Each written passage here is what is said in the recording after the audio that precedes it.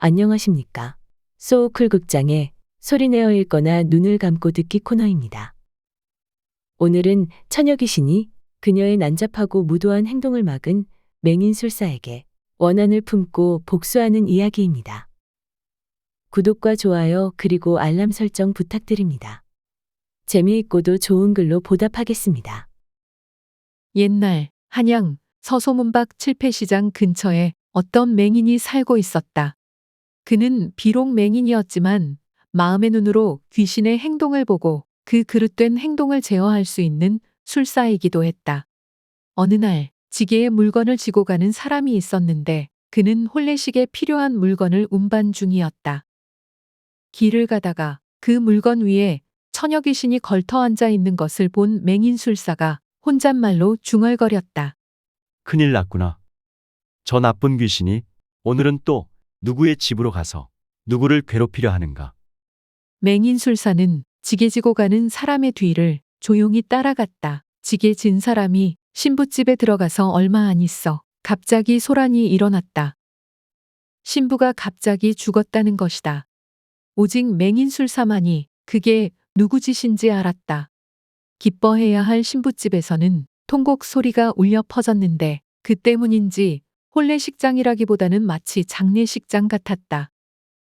맹인술사는 그 집으로 들어가서 슬픔에 잠겨 우는 신부의 모친을 불렀다. 그러고는 조용히 말했다. 내가 신부를 살려주겠소이다. 그게 정말입니까? 지금 이 자리가 어떤 자리인데 사람 목숨을 가지고 거짓말을 하겠습니까? 그렇지만 단 하나 꼭 지켜줄 일이 있소이다. 그게 무엇인지요? 내가 신부 방에 들어가고 나면 문이란 문은 꼭꼭 다 잠그셔야 합니다. 바늘구멍 하나라도 틈이 있으면 안 되며 근처에 사람이 어정거려서도 안 됩니다. 알겠습니다. 그리 조처하겠습니다. 맹인술사가 신부의 방에 들어갔다. 사람들은 방문을 걸어 잠그고는 멀리 떨어져서 조용히 지켜보고 있었다. 방 안에 들어가서 보니까 마침 처녀 귀신이 신부의 목을 조르고 있었다.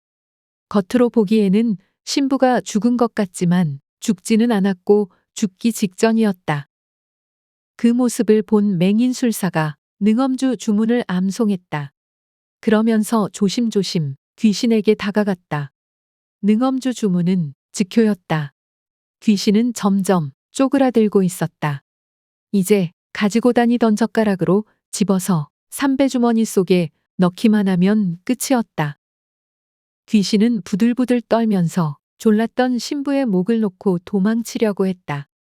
그러나 방에는 바늘구멍 하나만큼도 틈이 없었다. 귀신은 한참이나 방 안에서 똥 마려운 강아지처럼 맴돌았다. 아무 곳으로도 나갈 구멍이 없자 귀신은 발악했다. 이제 조금만 있으면 무간지옥으로 떨어지게 될 것이기 때문이었다. 지옥에 한번 떨어지면 천년 동안 풀려날 수 없으며 하늘과 땅을 향해 울부짖어도 아무도 구원해주는 이가 없었다. 그러니 발악할 수밖에. 귀신이 발악하는 소리는 바깥에서 들을 때 마치 그릇 깨지는 소리 같았다. 바로 그때 그 소리를 듣고 신부 어머니가 그렇게 단속했건만 집안의 일꾼 하나가 궁금한 나머지 손가락으로 창호지 구멍을 뚫고는 방 안을 들여다보았다. 귀신은 방에서 헤매고 난리를 치다가 거의 기진해 있을 때 그 손가락 구멍을 발견하였고 마침내 그 구멍으로 도망치고 말았다. 신부는 무사히 살아났으나 이 일을 어떡하나 귀신을 놓치고 만 것이다. 맹인술사는 그 방에서 나오며 탄식했다. 이제 4명이 다 했구나. 이미 엎질은 물이니 어떡하랴. 이제 그 처녀 귀신이 복수하러 나를 찾아올 테지. 신부가 살아났기 때문에 결혼식은 무사히 치렀다. 소문이 팔도에 퍼졌고 나라의 사대부와 벼슬아치들이 모두 이 소문을 들었다. 눈먼 사람이 어찌 귀신을 본단 말이냐? 틀림없이 조작된 소문이다. 이 소문은 나라를 어지럽게 할 작정을 하고 일부러 퍼뜨린 것이 틀림없다. 하고 신하들은 생각했다.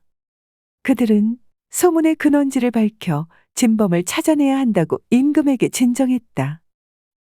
임금이 조사하라고 명령을 내렸고 마침내 세상을 어지럽힌다는 맹인술사가 잡혔다. 맹인술사는 결백을 주장했다. 가련한 신부를 도왔을 뿐 나라를 혼란스럽게 할 생각은 추호도 없었습니다. 임금은 몰래 쥐 한 마리를 나무함 속에 넣어 가져오게 했다. 그것은 맹인이 정말 귀신을 보는가를 시험하기 위해서였다. 임금이 물었다. 이 나무함 속에 무엇이 들었느냐? 맹인이 대답했다. 나무함 속에는 쥐가 들어 있습니다. 임금이 다시 물었다. 쥐가 몇 마리 들어 있느냐? 맹인이 대답했다. 3마리 들어 있습니다. 임금이 힐난했다.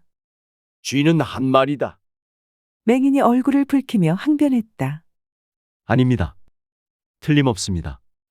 3마리입니다. 임금은 맹인이 나라를 어지럽히며 백성들의 눈을 현혹시키는 사문난적이라 생각하고는 사형시키라고 명령했다. 임금의 명에 따라 맹인술사는 사형대로 끌려갔다. 맹인술사를 사형대로 내보낸 뒤에 임금이 곰곰이 생각해보니 무언가 앞뒤가 안 맞았다. 나무함 속에 쥐가 들어 있는 것까지를 맞춘 술사가 쥐가 몇 마리라는 것을 못 맞춘 것은 이상하지 않으냐? 임금은 쥐의 배를 갈라보라고 명령을 내렸다. 그랬더니 쥐 뱃속에 새끼 2마리가 더 있었다. 실수했구나. 귀하게 쓸 수 있는 인재를 몰라보고는 오히려 사형시키다니. 임금은 사형을 중단하라고 즉시 명령을 내렸다. 한편 사형대로 끌려간 맹인술사는 성 밖들에 세워졌다.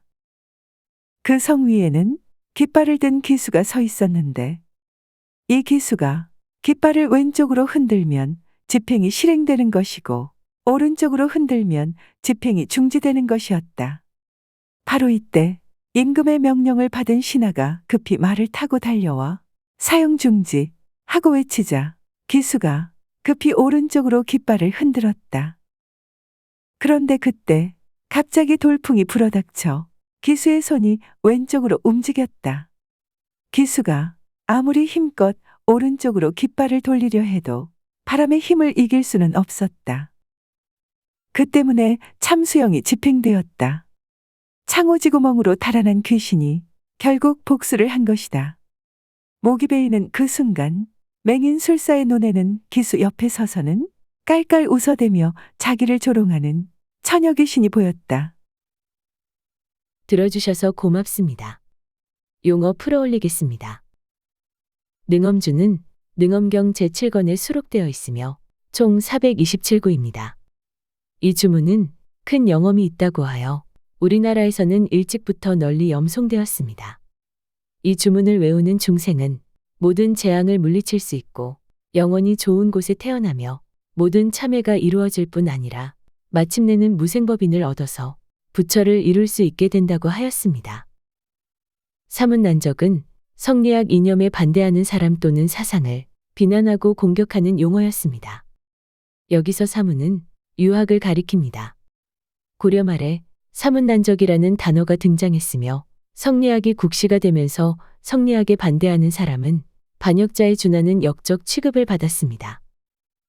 참고문헌 및 자료 출처 소개해 올리겠습니다.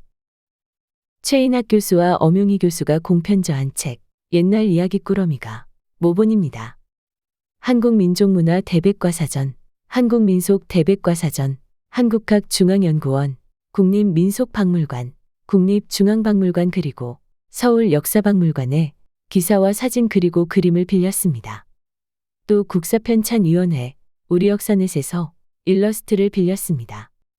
숭실대학교 한국기독교박물관에 기사와 사진도 빌렸습니다. 위키백과와 나무위키의 기사와 사진도 참고했습니다. 지역의 문화, 생활문화, 마음의 눈으로 사물을 보는 직업, 판수에서 일러스트를 빌렸습니다. 신현배 작가가 글을 쓰고 양동석 화백이 사파를 그린 어린이 조선일보 기사, 점쟁이 홍계관과 아차산성의 기사와 일러스트를 빌렸습니다. 이세나가 출연했고 이민홍이 연출하였으며 김양과 김정숙이 극본을 집필한 2009년 KBS ETV 전설의 고향 포스터를 빌렸습니다. 조선시대 화가 김중근과 김윤보의 그림 몇 점을 빌렸습니다. 국립민속박물관 특별전 기산 풍속화에서 민속을 찾다에 도록을 빌렸습니다. 풍속화가 김학수의 그림 숭례문 박예 칠패시장을 빌렸습니다. 현대화가 운하영화백의 책 흑요석이 그리는 한복 이야기에서 그림 한 점을 빌렸습니다. 한국마케팅신문에서 소금장수 형제와 도깨비 방망이 일러스트 한 점을 빌렸습니다. 히스토리엔에서 조선왕조 어진을 빌렸습니다. 123RF, 핀터레스트, 픽사베이, 크라우드픽, 아이스토크, 픽스타, PNG트리 그리고 게티 이미지뱅크의 사진과 일러스트도 빌렸습니다. 소우쿨 극장은 일주일에 3번, 매주 화요일, 목요일 그리고 토요일 오전 11시 전후에 이야기 올리는 것을 원칙으로 합니다. 고맙습니다. 다음에 만날 때까지 건강하시기를 기원합니다.